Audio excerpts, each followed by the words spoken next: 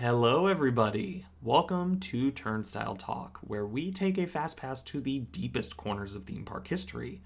No height requirement, but a love for all things theme parks is strongly recommended. Before we jump in, if you wouldn't mind doing me a favor and hitting that like and subscribe button, it really does help the channel. Now, today we're diving into a park that I think is one of the most fascinating, immersive, and well-designed parks Disney has ever built. Disney's Animal Kingdom. Now, Animal Kingdom isn't just another theme park. It's a park built on a bold vision, one that isn't just about rides and characters, but about conservation, storytelling through nature, and transporting guests to worlds that feel real, alive, and deeply connected to the environments they represent. And yet, despite being a park that arguably features some of Disney's strongest theming and narrative cohesion, it's also a park that feels like it's significantly at risk. Because for the last few years, Disney has been slowly eroding the original intent of Animal Kingdom, injecting more franchise-based intellectual properties into a park that was never supposed to be just another place for Disney characters. So today we're going to take a deep dive into the history of Animal Kingdom, what makes it so special, and how they are actively ruining their own masterpiece by forcing IP into places it simply does not belong. So buckle up, and let's deep dive into the history of Disney's Animal Kingdom.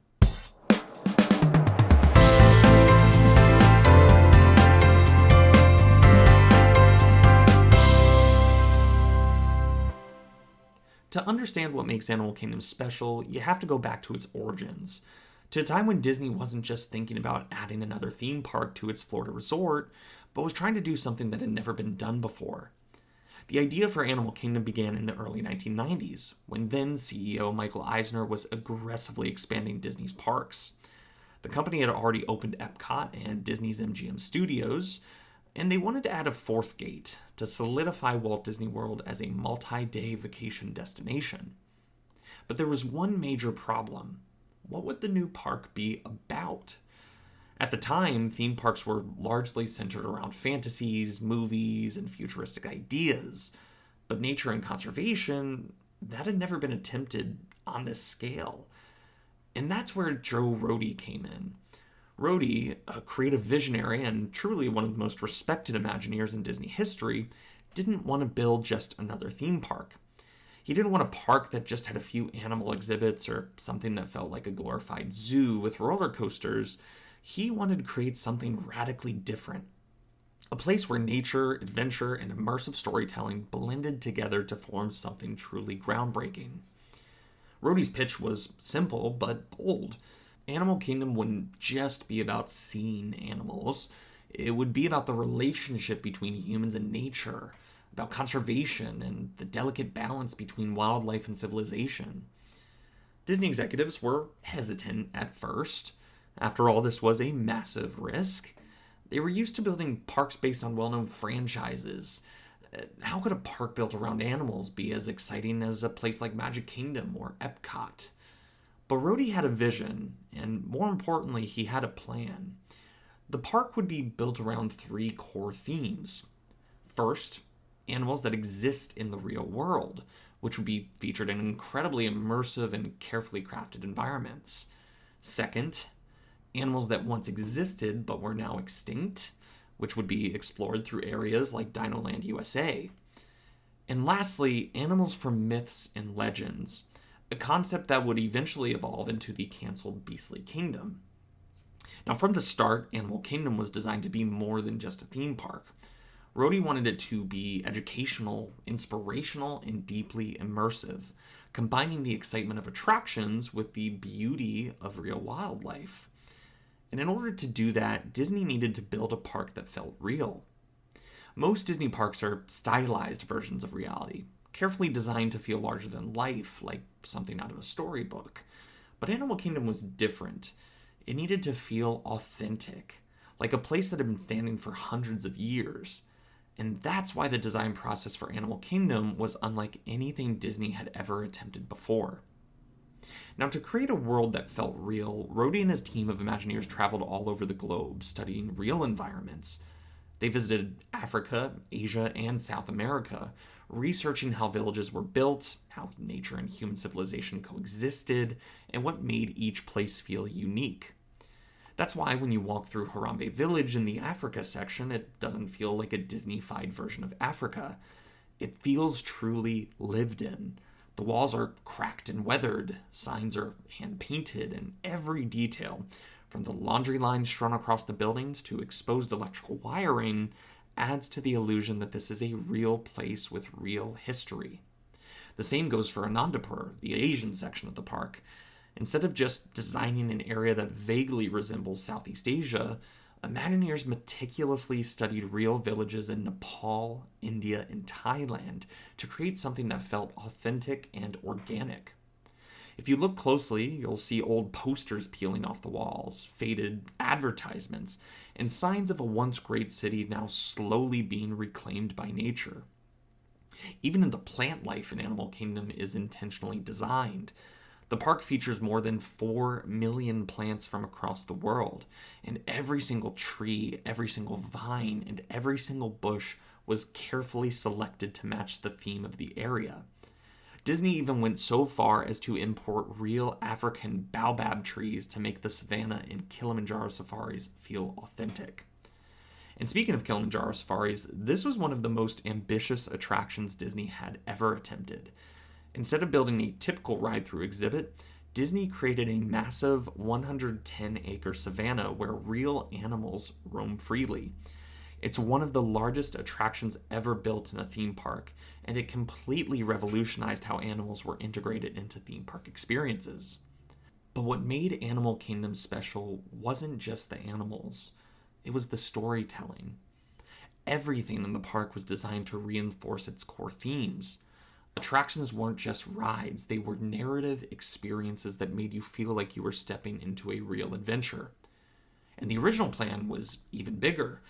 Before it opened in 1998, Animal Kingdom was supposed to feature Beastly Kingdom, a land dedicated to mythological creatures like dragons, unicorns, and griffins.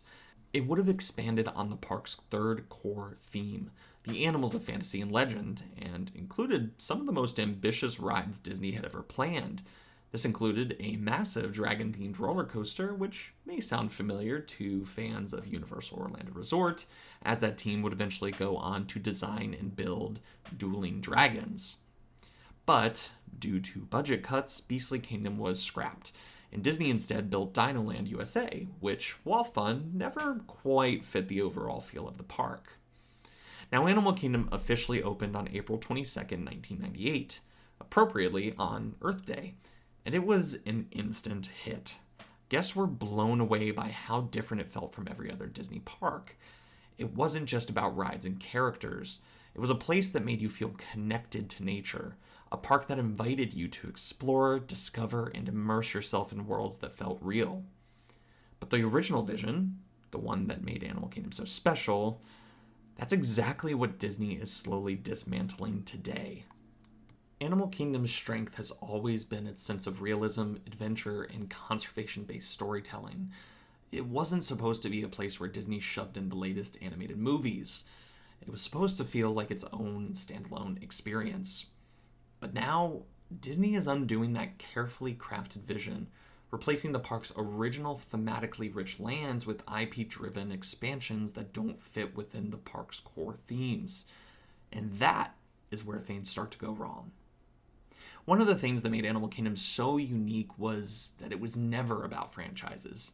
You didn't go to Animal Kingdom to see Mickey and Minnie. You didn't go to find Disney movie characters walking around. You went because it felt different from every other park at Walt Disney World. A place built around adventure and discovery rather than intellectual property. But Disney couldn't resist. They see every single piece of land at Walt Disney World as a potential place to shove more characters, more IP, and more tie-ins to their existing films. One of the earliest signs of this happening was Pandora, the World of Avatar. Now, let me be clear, for me, this land is actually a pretty good addition to Disney's Animal Kingdom. Joe Rohde was still the executive producer, which is why I think it's so successful. He did an incredible job of blending elements of conservation, which is part of the park's core theme, to an intellectual property that really didn't 100% fit with Animal Kingdom. But Disney is making it worse. They just announced plans to replace Dinoland USA with a land based on Zootopia and Moana. This is exactly the problem. Instead of creating a new and unique land that fits the park's original vision, Disney is shoehorning existing IP into a space where it just doesn't make sense. Zootopia is literally about a modern city where animals wear clothes and drive cars. How does that fit within the themes of conservation and realism that Animal Kingdom was built on? I'll give you a hint. It doesn't.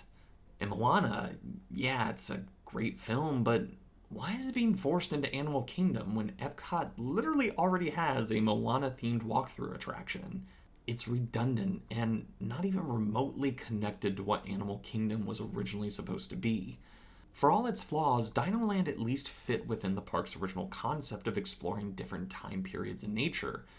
Instead of reworking the land to expand on that theme, Disney is once again taking the easy route and just throwing in whatever franchise they think will sell the most merch.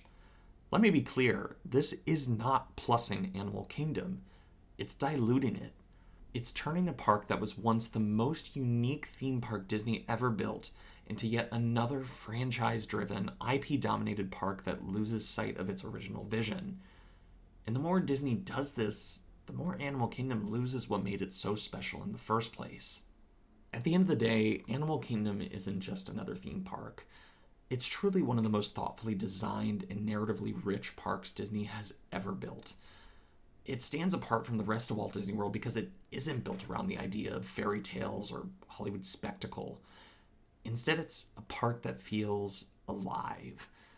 Every inch of Animal Kingdom was meticulously designed to tell a story, whether it be the weathered, lived-in feel of Harambe Village or history-rich environment of Anandapur in Asia.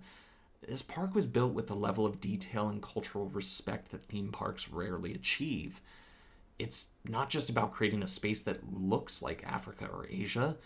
It's about making you believe you're there, even just for a moment. And that sense of immersion is what makes Animal Kingdom so special. And I think that is what's so sad, that brilliant thematic vision is in danger. Instead of reinforcing what makes Animal Kingdom great, Disney is actively diluting the park's identity by forcing IP into places where it simply doesn't belong. And the worst part is it's completely unnecessary. If Disney really wanted to improve Animal Kingdom, they wouldn't be trying to shoehorn in Moana and Zootopia, two properties that have absolutely nothing to do with the park's core image. They wouldn't be replacing a land about prehistoric discovery with a city full of talking animals wearing clothes and driving cars. Instead, they'd be building on the park's strengths, expanding on what makes it unique rather than stripping it away. Imagine, if you will, Disney decided to double down on exploration and adventure, instead of looking at just the latest IP that needs a home. Imagine a new land based on real-world ancient civilizations, where guests could explore temples, lost cities, and mystical ruins inspired by legends from across the globe. Imagine a South America section where guests could trek through the Amazon, encounter lost Incan cities, and see rare wildlife in a lush, stunning environment. These kinds of expansions wouldn't just fit within Animal Kingdom's existing themes, they would elevate them. They would truly expand the park's sense of adventure, reinforce its immersive environments, and make it even more compelling.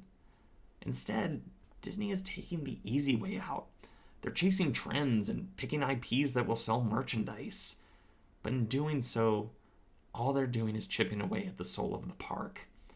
And here's the real danger. Once you start down this path, it's hard to stop.